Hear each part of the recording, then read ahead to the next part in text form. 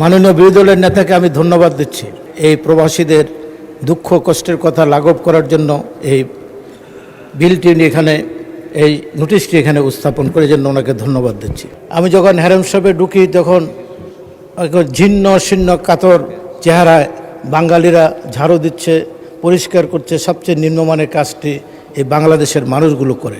আমি ওদের জিজ্ঞাসা করলাম বাড়ি কোথায়, কত টাকা বেতন পান। ওরা বলল আমরা 400 রিয়াল বেতন পাই। আমরা এমন একটি বিষয় নিয়ে এই সংসদে আলোচনার জন্য দাঁড়িয়েছি আপনার অনুমতি নিয়ে। আপনি আমাকে সময় দেওয়ার জন্য অত্যন্ত ধন্যবাদ। আমি জানতাম না আপনি আমাকে সময় দেবেন।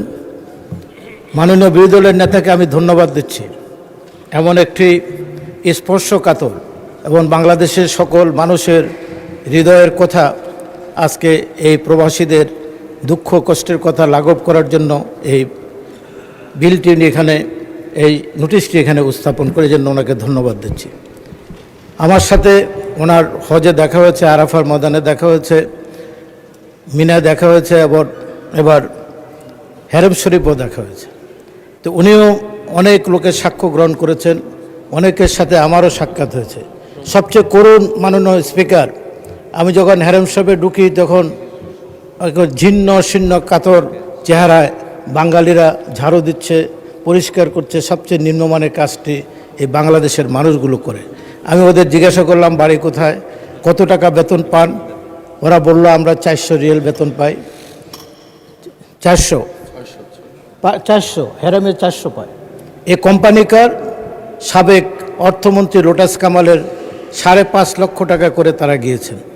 বহু কষ্ট করে টাকা এখনও কারো উঠেছে কারো উঠে নাই। সবার কাছে দাঁড়িয়ে থাকে কিছু টাকা পাওয়ার জন্য। কেউ আস্তে গোপনে, আবার ক্যামেরা দেখা যায় কিনা, কিছু টাকা দেওয়া হয় তাদেরকে। এটাই হলো তাদের উপার্জনের। যে ক্যাম্পে তাদের রাখা হয় সেটাও তাদের আবাসনের জন্য অপ্রতুল এবং তারা খাদ্যটাও নিম্নমানের। আমি আপনাকে এটা বললাম। এবং মদিনাতেও একই অবস্থা বাঙালিদের। জামাইরা যেখানে পাথর মারে সেখানেও এই বাঙালিরাই, আমাদের বাংলাদেশি ভাইরাই সবচেয়ে নিম্নমানের কাজটি করেন। একই দিকে পাকিস্তানের যারা যায় এরা 500-600 টাকা বাংলাদেশিরা পায়, তারা পায় 2000, 2500, 3000 টাকা। নেপালিরাও পায়, ভারতীয়রাও পায়। কিন্তু আমাদের বাংলাদেশিদের ভাগ্য এতই খারাপ। অতএব আমি আপনার মাধ্যমে বাংলাদেশের যে রিক্রুটিং এজেন্টগুলো আছে, কত টাকা কন্ট্রাক্ট কীভাবে নিয়ে যায় এবং যারা শ্রম, সেখানে একটা কোম্পানি 2000, 3000, 4000 লোকের শ্রম কন্ট্রাক্ট করে নেয়। তারা কোম্পানির থেকে, সৌদি আরবের বিন লাদেন থেকে বা অন্য কোম্পানির থেকে 2000, 3000 টাকা করে পায়, কিন্তু বাংলাদেশিদেরকে 500, 600, 700 টাকার উপর দেয় না।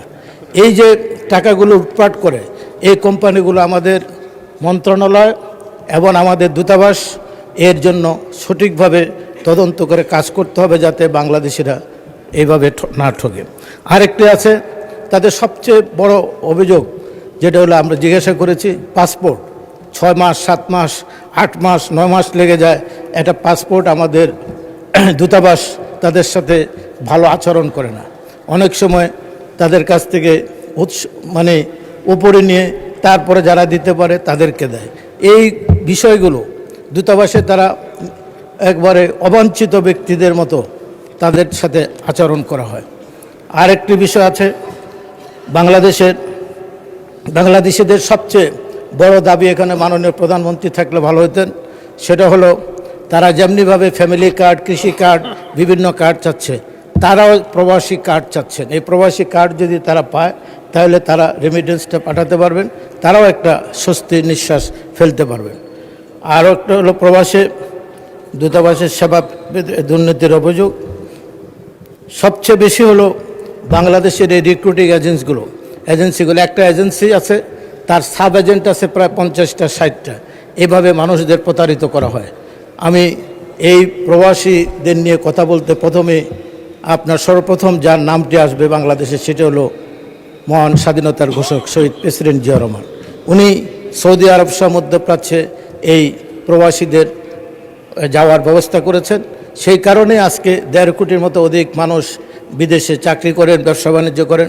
আরেকটি বিষয় মাননীয় স্পিকার, বাংলাদেশের অনেক ভাইরা এখন সেখানে ইনভেস্টর হয়েছেন। তাদেরকেও যেন সঠিকভাবে আমাদের অর্থ মন্ত্রণালয় থেকে শুরু করে এবং প্রবাসী মন্ত্রণালয় এবং আমাদের পররাষ্ট্র মন্ত্রণালয় তাদের ব্যাপারেও দেখভাল করতে হবে, তারা যেন আরও সঠিকভাবে তাদের ব্যবসা বাণিজ্য করে বাংলাদেশে রেমিটেন্স পাঠাতে। অনেক বাঙালি, শত শত বাঙালি আজকে সৌদি আরবে, বিভিন্ন দেশে, দুবাই, আরও তারা ইনভেস্টার হয়েছেন। 20 কোটি, 30 কোটি, 50 কোটি, কেউ 100 কোটি টাকাও বিনিয়োগ করে সেখানে ইনভেস্টার হয়েছেন। তো অতএব এদের ব্যাপারেও আমাদের সাহায্য সহযোগিতা করতে হবে।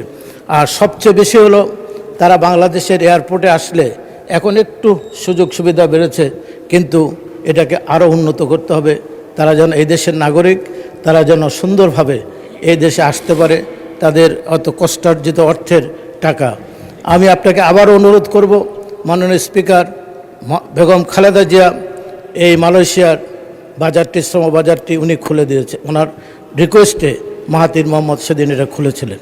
তা আজকে মালয়েশিয়াগত সরকারের আমলে মাত্র 15টি না 20টি রিক্রুটিং এজেন্ট এই মানুষদের থেকে প্রায় 25,000 কোটি টাকা লুণ্ঠন করেছেন। তা অতএব এবারও এখানে মাননীয় প্রবাসী মন্ত্রী আছেন, এখন মাননীয় প্রধানমন্ত্রী আপনার মাননীয় সদস্য, ধন্যবাদ। আচ্ছা, 1 মিনিটে সাম আপ করেন। মাননীয় প্রধানমন্ত্রী যাচ্ছেন এবং আশা করি মালয়েশিয়ার শ্রম বাজার খুলবে। এই মালয়েশিয়া যেন আমাদের আমলে, আমাদের সরকারের আমলে, ফ্যাসিস্ট আমলের মতো যেন কোনো সিন্ডিকেট সৃষ্টি না হয়, কোনো মানুষ যেন এই দেশের মানুষদের, গরিব মানুষদের ঠগে হাজার হাজার কোটি টাকা লুণ্ঠন না করতে পারে, এই দাবি রেখে আপনাকে ধন্যবাদ। আমার বক্তব্য আমি এখানে শেষ করছি। আসসালামু আলাইকুম।